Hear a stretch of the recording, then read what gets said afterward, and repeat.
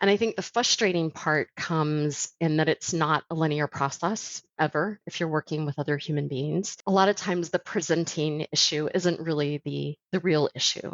It's just sometimes the safe thing that we can talk about. We can make it about roles and responsibilities, or we can make it about strategy. But I find in so many of the places where we're trying to bring about change, respond to change that's happening to us, whether we're bringing it about or it's just happening. I think so much of what gets in our way lies in the conversations we're having or not having and our ability to interact with other humans. Welcome to the Product Agility Podcast, the missing link between agile and product. The purpose of this podcast is to share practical tips, strategies, and stories from world-class thought leaders and practitioners. Why, I hear you ask? Well, I want to increase your knowledge and your motivation to experiment so that together we can create ever more successful products. My name is Ben Maynard and I'm your host. What has driven me for the last decade to bridge the gap between agility and product is a deep-rooted belief that people and products evolving together can achieve mutual excellence. The Product Agility Podcast is back for yet another episode, and today we are joined by Marsha Acker. Marsha, whose name is well known to me for her work on facilitation predominantly, but also well known in the agile community, and I suspect many other communities as well, on account of her exceptional work and lovely demeanour. So it's lovely to have Marsha here. Marsha Acker is an executive and leadership team coach, author, speaker, facilitator, and host of the Defining Moments of Leadership podcast. Marsha is unparalleled at helping leaders identify and break through stuck patterns of communication that get in the way of high performance. She is known internationally as a facilitator of meaningful conversations, a host of dialogue, and a passionate agilist. She is the author of The Art and Science of Facilitation, How to Lead Effective Collaboration with Agile Teams, and what we're going to be talking about today, Build Your Model for Leading Change, which is a guided workbook there to catalyze clarity and confidence in leading yourself and others. And I would also say over and above all of that, it's an amazing workbook for getting to know yourself a little bit more, which I think is something which is vastly underrated and really hard for some of us to do. We had an episode with a Shane Hasty, and in that episode, we were talking about how as an agile coach or a product coach, and a big thing of it is self-mastery. The issue is there's too many egos in the industry, and it's hard to do self-mastery when you can't quite get over yourself. And I think this book is helping me get over myself.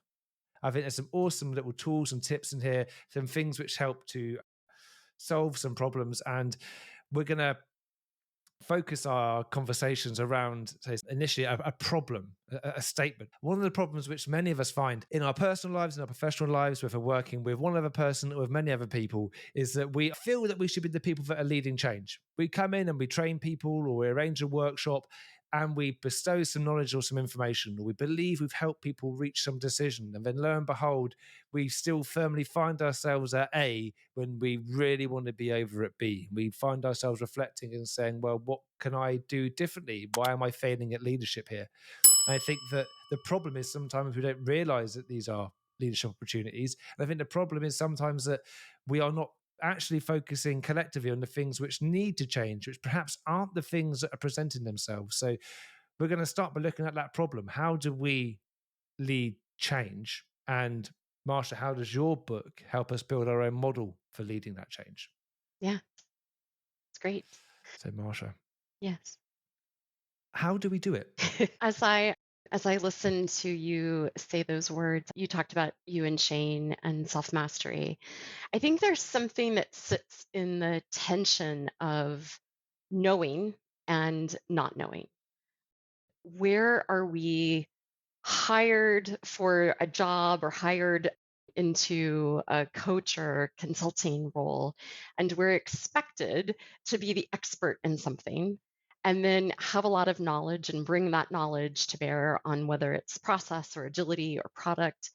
And then where do we step into actually not knowing, and how do we work with change? And I think there's a lot of tension that exists around that. And having this balance of knowledge as well as curiosity and the ability to work with things that are evolving, I think is it's definitely an art that sits underneath all of that. And I think the other thing is that we're working with other humans. And so there's no rule book, there's no playbook with how you enroll people into a process and how you help them all see where A is at and where B is. And then I talk to a lot of leaders who are often like, but I just need people to get over here with me. I just need them to move, to buy into what we're getting ready to do and then do it. And I think the frustrating part comes in that it's not a linear process ever if you're working with other human beings. And then the piece that you mentioned about a lot of times the presenting issue isn't really the real issue. It's just sometimes the safe thing that we can talk about. We can make it about roles and responsibilities, or we can make it about strategy, or we can make it about something that we often hear a lot about. But I find in so many of the places where we're trying to bring about change, respond to change that's happening to us, whether we're bringing it about or it's just happening, I think so much of what gets in our way lies in the conversations we're having or not having and our ability to interact with other humans. So that's really where the book comes from. I think there's a lot of power in both knowing yourself, but also being able to navigate group dynamics in a way that is not about making people right or wrong, including yourself, but is a way about being able to name what's happening in a morally neutral way and to be able to sort it out and make sense to say, here's what's going on here. And I think we might be talking past one another, or I think we're potentially speaking in two different languages. And when I can see things, I can name them, and then I can take a different course of action that would ultimately change the outcome that we have. So I think change is about knowing self and having a way to make sense of what's happening for others without making people right or wrong about it. Mm. But and that's the important thing, I suppose, when we're thinking systemically, there is no right or wrong. There is no blame that can be apportioned because these are human systems. And Yeah. what you are hearing or observing by behavior often won't match that person's intent. And one thing that I think I got to last night and when I was reading through your book Mm, is, and I started reflecting on this, Marsha, and I thought, did you tell me this when we spoke all those years ago? It's something that I've been saying to a lot of people for a few years, which is we always judge ourselves and our intent and other people on their behaviors. yeah. And Yep. actually what you're seeing is, that's part of the issue. And I think when you're thinking in systems, if someone's behavior, there's a whole lifetime that's contributed towards that, what you're seeing right there. So it isn't, you can't blame people for that. You can't blame anyone for what you're seeing right now. Yeah. It's an unconscious thing a lot of the time. So Yeah. with your workbook, what I found interesting was, yes, it teaches you some of the concepts, Mm, and I think it'd be interesting to delve a bit deeper on some of those concepts, but then it also invites you to consider yourself, but consider yourself in group environments as part of that group system, mm, which isn't something which I, as I say, have experienced greatly. When I think of all the coach training that I've done, mm, it's always been more about you work on yourself because who you are is how you coach. yeah. What your book is inviting leaders to do, and I would say we were all leaders in our personal, professional lives here in this respect, Mm, is consider who are you in that group environment and asking some pretty challenging reflections as part of that. yeah. That's been my experience for many years. Uh, was growing as a coach, and there's a lot of solo work that you do, where you're working with one other person and you're learning about yourself, and then you're learning about yourself as you're navigating a relationship with one other person. I have come to the place where I have a really different perspective now on just what leadership development in general looks like. And I think it's really helpful to be a leader and be working with a coach. And there's all sorts of tools that we can do, just the coaching conversation itself, the process of reflection and journaling. Many organizations will also engage with 360 leadership feedback. But I think all of that has a cap to it in terms of our growth as leaders, because there is nothing that equates to getting the real in the moment feedback, intent versus impact. Like my intent was to do this, and then you telling me in the moment that my impact was something entirely different than my intent. Like that, to do that as a system, whether it's in a team, whether it's in a leadership team, a product development team, I think there is no greater way to really grow your self awareness, your group awareness. And so I think individual leadership development has a cap to it. And without that done in conjunction with looking at a system and yourself in that system, you're missing. I think you're missing real opportunities for growth and change in yourself, as well as the ability to bring about change in a system. Because when you're coaching at a one-on-one level, and this Yeah. is one thing that's always got me about some, I suppose, the way that lots of kind of team coaching, product, agile, otherwise have done over the years is that people have a workshop, a retro, whatever it might be, and then think the work is done. Yeah. But the real work's then actually when people are doing the work. Yes. You know, Yes. it's in these kind of staged environments. The real work is then when people are doing the work, it's helping them through doing the work better for them, whatever better means for them. I think that's hugely important. So if you're in a situation where you've got a leader who is, I'm imagining this is terrible, a walnut, a hard nut to crack, has been successful doing their thing for many years, and now they're realizing that actually, for whatever reason, the context has changed, or they around them and they haven't changed, and they're Yeah. this particularly tough nut to crack. How do you crack those nuts so that they are open to that Mm. self reflection and that self work? I often say, I think I love working with leaders who are skeptical about the whole process because here's the thing, in the skepticism is actually really good nuggets of constraint and opposition to the way that, you know, I might be working or the way the team might be working.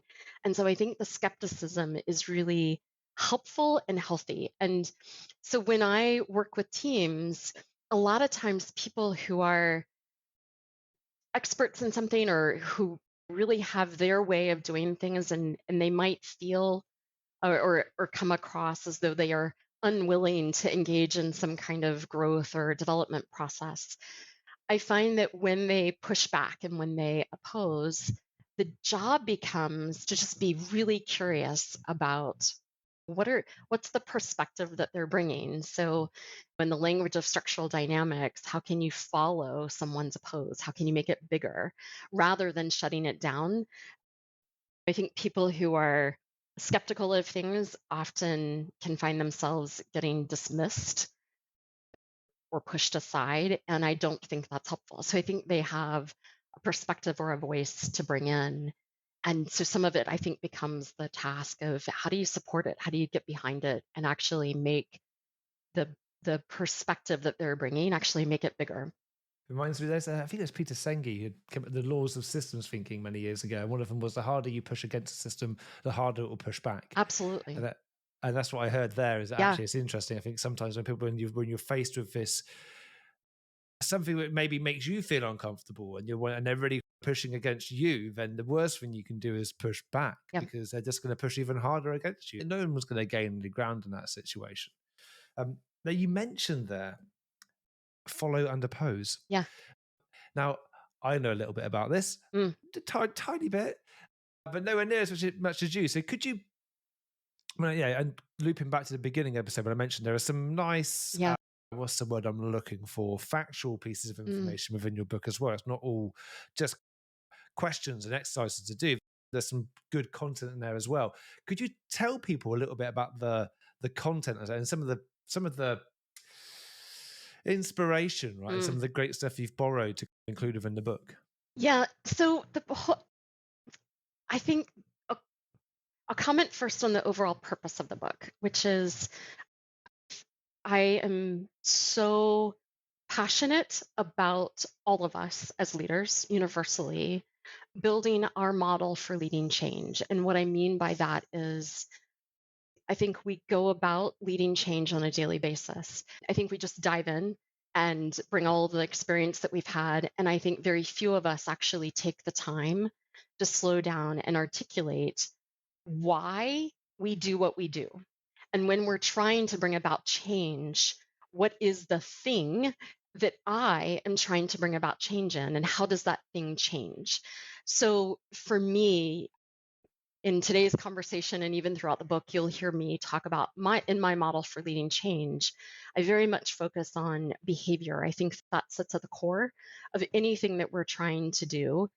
And if we don't have a way to interact with other humans and do it in a way that's, effective and moves us forward, then it doesn't matter. It doesn't matter what process we want to bring about. It doesn't matter what transformation we want to lead. It doesn't matter what product we want to create in the market. If we can't talk with one another in an effective way, we're we're gonna spin our wheels.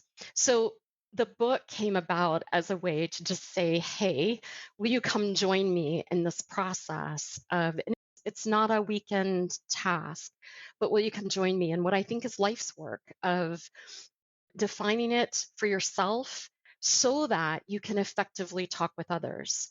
So in the book, it takes you on an arc. There are basically three kind of core models that sit in all of our models for leading change. And that first one is a behavioral model. So being able to have a way to name behavior. And in the book, I talk about structural dynamics. It's from David Cantor. And it's a theory of how communications either propel us forward or hold us back. And what it says is that by being able to name both the visible and actually invisible parts of communication, we'll be able to identify when we're moving forward effectively and when we're triggered or we're having what I call those Groundhog Day conversations where you revisit the topic over and over again. So, the behavioral model is a way to help us sort out what's happening in the interpersonal, the space in between all of our conversations. And that's then followed by a model for leading, which is how do you lead? What is your belief about leadership? What does leadership look like? How do you grow and develop leadership? And that's a key component for any of us, regardless of whether you have a senior executive title or not. I think it's available to all of us. And then the third model is a model for living. And what David Cantor often posed is this question about what does it look like to live a life worth living? And I know for myself many years ago, even to this day, even as I say that, I'd love to say that this was many years ago, but it's an ongoing conversation, which is what does it look like for me to live a life worth living and lead? And how does my professional and my living balance out? So sometimes my professional model of leadership can get really big. It can be a little bit bigger than I want it to be. And it leads into the space that I also want to create for living. And so my work is often to try to find my own balance between those two things. So behavioral model for leadership and model for living all form the basis. And I think it provides this sort of solid foundational ground for all of us to stand on and go, I know what I'm about. I know what leadership looks like for me. I know how to navigate behavior. And then I also get really clear about what is the thing that I am trying to change. And then how does change happen? So I'll paint for you a picture. Imagine getting really clear on all of those things for yourself. And then as you work inside your organization, you're working with other leaders who also have their own models for leading change. And imagine working on a leadership team where everyone has done a little bit of this work, and then we collectively can have a conversation about how do we want to go about leading together? What is our collective leadership going to look like? And how are we going to lead change in this organization? So I think so many times organizations, and the larger they get, the bigger this becomes the challenge, is that they set this big visionary target out and they say, we're going to move in this direction. And it could be wanting to have a transformation, it could be the launch of a new product, but something big is coming. And then everybody breaks and off they go. And you find several months later, it feels like people are fighting a battle with one another. I want to see it happen this way, or I've hired a consulting firm to come help us and they're going to take us in this direction. And all of a sudden, we're not aligned. And often it's because we haven't spent just enough time to align on what is the change that we're trying to bring about. And if we can align on the way that we're going to bring about change, then we don't have to have the battles about how we go about doing that. So there was a leadership team who was looking to bring about change. They got really clear on their values and how they were going to bring about the change in the organization, what they were going to stand for as they did it. And then they let that inform how they hired a consulting firm to come in and help them. And so now, not only was the leadership team aligned, but they had found alignment with the consulting firm. And it just made everything flow. It doesn't mean that there aren't still challenges to navigate and hurdles that will come up, but they were doing it in a common alignment around how they believed they wanted to bring about change in the organization. So that's a bit of the purpose of the book and the outline, but also a bit of vision about how I've seen it really help not just individual leaders, but leadership teams. Mm. I wonder if in the work that you do, how much of it then is with those teams of leaders coming up with a model for how they work when they're together, but then also actually coming up with a model for how they are when they're apart. Mm, Because in that instance, in that example you gave, oh great, so we're all heading here, and then we're going to yeah, go off. I'm going to hire that consultancy firm. I'm going to bring my mate in. I'm going to do it all internally. yeah. Then there is a lack of alignment on how we behave when we're apart. Mm. And is that addressed then when you're in that example you gave when coming up with those values? Did that help to bind them together consistently? Yes, because we'll often work with leadership teams on how are we leading collectively. So while I, Marsha, in my model for leadership, I might hold really tightly to some specific things. As I join a leadership team, I'm also going to be paying attention to what the collective and the whole looks like that we're trying to accomplish together. And I think it's a missing conversation that I don't see happening in a lot of leadership teams is they bring their expertise. We get promoted because we've had success and we know a little bit about what we're doing. And so we find ourselves in these jobs and we actually need to lead collectively, but we hit the road running. And I often say one of my I wrote about this in the art and science facilitation, but I call it the running down the road saying you're too busy to get in the car. We get caught up in the need, the deliverables, the pace at which we work. And it becomes really difficult to carve out time to have those conversations. It doesn't feel like it's moving anything forward when actually it moves a lot forward if people can just slow down and have some more of those strategic kind of meaning based conversations. Mm. And when we're talking teams here, for personally, I can see what you're saying Mm, portraying to any team yeah, because I think it's easy to assume so the leadership team leading the big change, but it could be a software development team absolutely. who've got a big problem they're trying to overcome or just trying to go about their daily work. I mean, the classic kind of irate conversations around someone deviating from a design that they thought they had agreed and they can't deal with that. But it's also product teams who have a ton of user research being presented to them, but for whatever reason, perhaps are choosing to ignore that or don't feel they have the time to then to go through that and do something with it. And I think if we think of this as a model then for all teams who are trying to change something to get from that A to B. And you mentioned earlier about the behavioural model, which is something which I would be really keen to have you share a Mm, little bit mm, about that to the listeners, mhm. because I think from a personal level, when you introduced me to that all those years ago, I found it phenomenally intellectually gratifying, but also practically useful to understand this. And I think if you can explain some of that behavior model, then perhaps it gives people some ideas about when they can notice when Yes. perhaps you have got a team that are putting themselves in slightly different directions and not resolving things adequately. Yeah. Well, so the structural dynamics model from David Cantor is what the book kind of outlines as the behavioral model. And what structural dynamics says is, which I think is fascinating in many ways, is that everything that we're saying, even Ben, the conversation that you and I are having today, we could code the sentences that we're speaking. So it's a behavioral model because it's happening live in the moment all the time. And there are actually four levels to all of our conversation, starting with often the most easiest to pick up on and understand are the action modes. And the action modes, you can think of them as the direction setting in the conversation. So Ben, you just actually made a move and said, hey, I'd like to talk about structural dynamics.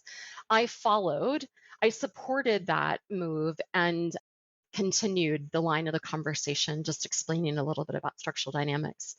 We could have someone else in the conversation that might bring in the third action, which would be to oppose. Someone might have said, no, Ben, I don't think that's where we want to go right now. And that would have been a really clear oppose. It's offering correction. And then the fourth action is what we call bystand. And it's sometimes that word bystand or bystander in the English language gets used to say someone who's on the periphery and watching things but not saying anything. And actually, that's not how this model refers to it. But bystand in this model is just a morally neutral comment on what's happening in the conversation or an inquiry. And I might say something like, I'm really curious about the team that you're working on. Tell me more about that. So there's a quality that bystand brings to the conversation, which bystand and follow actually bring in inquiry into the conversation, move and oppose, offer advocacy. And so we're always looking for a balance between advocacy and inquiry in conversations. What's interesting about our conversations is that even if we were to just stay with the action modes, a lot of times our conversations will become stuck in some way. I often tell this story about my daughter who, when she was much younger, we had this sort of Groundhog Day conversation where I'd ask her to put her shoes on so she could get on the bus. And she would say yes or okay. And what she'd really do is not do anything. She wouldn't put her shoes on. And so, what was happening in the conversations with my daughter is what we call a covert oppose, because she was voicing a follow, but she really intended an oppose. And what I have found in teams, it does not matter what level the team is at. But over universally, a lot of times what's happening is that we are saying one thing, we're taking one action in the conversation, but we intend something else. And that oppose, the voice of oppose, often gets factored out of the conversation. So the way that people will offer oppose will be to actually make a new move. So if I don't feel like I can really clearly offer pushback for something that you're saying, I'll just introduce a new topic instead. Or I'll say, sure, sounds good to me, and I won't do it, much like my daughter. Or I might just ask you another question and say, well, have we really considered all the angles? That's a bystand, but you'll hear just even in my tone, like I wonder. It's not, it doesn't feel, so someone might Yeah. say to me, Marsha, that doesn't feel like a neutral question. It feels like it's got an ulterior motive behind it. So the four actions can be really helpful in sorting out the direction in a conversation. So that's level one of structural dynamics. The second level is operating systems. And this is actually the internal rules that we use to navigate our relationships with how we're interacting with one another. So open system is hearing all voices. You'll hear someone, they might make a move, an open system, and they'd say, let's go around the room and hear from everybody. What are your thoughts about the direction that we're going? Or what do you think we should spend our time talking about today? Those are both moves in open system because I'm wanting to hear from others. I can make a move in closed system and say, let's get started. And we're going to begin with hearing from Ben about this particular action. So I'm not actually asking for input on the direction.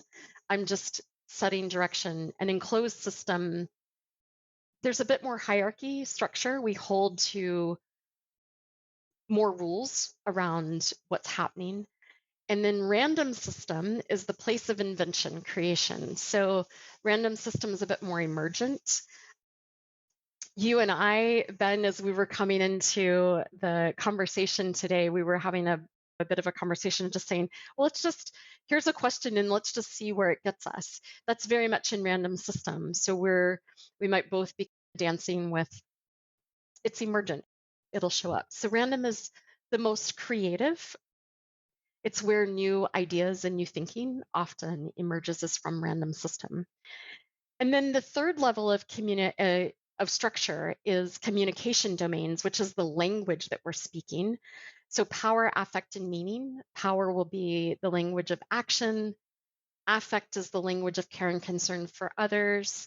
And meaning will be data, purpose, vision. Like, why are we doing this or what's important about it? So, those three levels, basically anything that we're saying in conversation can be coded. So, it can be a move and closed power, which says, let's get started. We're going to begin with this, and we'll hear from so and so about what's next. So, it's a move because I'm setting direction. It's enclosed system because I'm not really asking anybody what we're going to do. And it's in power because I'm focused on action, taking action. So, all of our communication can be coded. What's tricky is that even as I've been sharing those things, chances are, even as I offer the descriptions or an example of them, your listeners might be finding they go, yes, or no.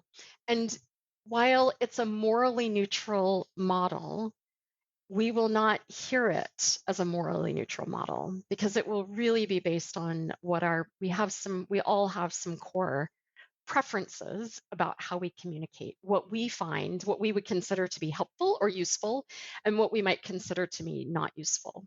But I think the overall point of that is, can you have a model for naming behavior? And more importantly, noticing where you have judgment and noticing where you might break down in conversation when you meet a behavioral model that's different than your own. I spent a long time last night trying to figure out my the effect, meaning, and power Mm, mm, because I struggled with it. I struggled to try and ascertain. I think maybe who I now and mm, then who I used to be, mm. and how I think that there's been more of a coalescence for me. Yeah. And it's interesting you mentioned at the very beginning about balancing leading your leading model and your model of living or your Hmm. behavioral model, and that balancing act. What I've worked really hard on is I chose a different word, was integration, Mm. of trying to integrate these different stories and different modes Yeah. just into me as a coherent whole. And I think that's why I really struggled Mm. to be able to say in a personal situation it's this, and then in a professional situation it's that. Yeah. I found it really difficult. So my Mm. challenge to me is to talk to people about how they Mm. see me, because I feel like I need a bit more data. And is that quite common that people can't quite pinpoint down where they are with some of these things? Actually, just as you say what you're saying to me right now, you're speaking in meaning, which might mean that meaning is a higher preference. So I, I'm I'll just reflect it back to you. I'm noticing it could be this, it could be this. I'm wanting more data. The quest for more data will be in the space of meaning. Easy. See, just for everyone listening, is that we were talking. So actually, could we for this episode take me through some Yeah. a coaching Hmm. session, right, in regards to having maybe a model for change or picking a bit of it out? Yeah. And Steph, producer, who has been following a lot of this, has said actually no. Why didn't you talk about the model and this kind of theoretical aspect of it, Yeah. and then see if we could do another episode in the future where we do go through some of it, Mm. because I'd be really keen to. It's just a case of really finding, is there a good topic that you can pick? And is there something as well, because we're not talking just about me here, we're Yeah. talking about people that are close to me and people I work with, actually, and to get their permission for Mm. me to perhaps talk about some of these things in this, of most public Yeah. of domains. So I would really love to go through that, because I mean you got to that one really quickly. I wonder what else we could get Yeah. through Yeah. in There's a lot that comes up in um, our language. So I think some of it is listening to others and having a way to sort out what others might care about most, and then where. So what I know about myself is my power is fairly high. And when I am speaking with someone who's higher in meaning, I can create perturbance for others that way. So I think for all of us, it's about growing our range in leadership. Like, how can we adapt and flex? it reminds me of a conversation, and I hope they didn't mind me saying this. They can let me know in a second if they do. Sometimes to really move forward, you keep moving and you're tripping over something, and then you hit a point where you look down and you realize actually it's yourself, and the thing that's been in the way is you. And stepping over yourself or finding a way to go around yourself actually is one of the most challenging things to do, because until you do the work to actually see yourself as the obstacle, it's almost impossible. Well, I say it is impossible to really get over yourself in that way. I'm also aware that we are rapidly running out of time, which really sucks. I'm going to attempt a recap, Mm, on the fly recap, as I look down at my notes, and you can fill in the gaps. sure. If that's all right.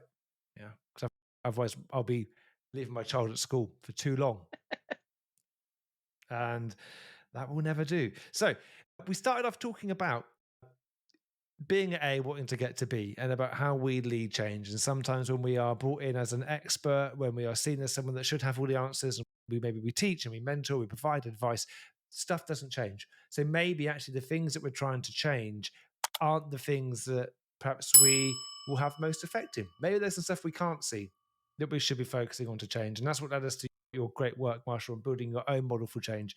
And we spoke about the different models, the behavioural model. We spoke about the leading model and the model for living and the balancing act. That is all of those. And then we delved into the behavioral model and we looked at things like action modes and operating systems and meaning, power, and Yeah. effect. Communication domains. Yes. Yep. Communication domains. Yes. And for me, all of that was just so phenomenally interesting, because I've been historically, I've always been an analyst. And maybe we talk about something, maybe we can dissect that. Someone said to me that the other day, like, the problem is you're an analyst, so of course you're going to love that. And I'm like, yeah, I do Yeah. love anything that I can like then break it down and label Yeah. stuff. And I draw, just drawing something Mm, terrible draw, but just drawing something I can mm. see it. And I love that analytical approach to it. And I think with all the different action modes, and all of it coming together, the communication domains, it's just such a lovely way of helping to see stuff that maybe you couldn't see before, which isn't just one person saying something. It's the stuff in between everyone that we can't see, which is where the real Yeah. opportunities for change are missed Yeah. often. Yep. Is that a fair It recap? is. And it's a recap in meaning, Ben, because you're drawn to, just as as listeners are listening, because you're drawn to the data and making sense of it.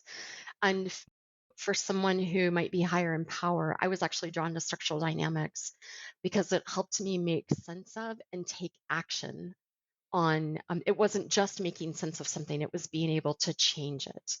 That is what Mm. really spoke to the like my core DNA.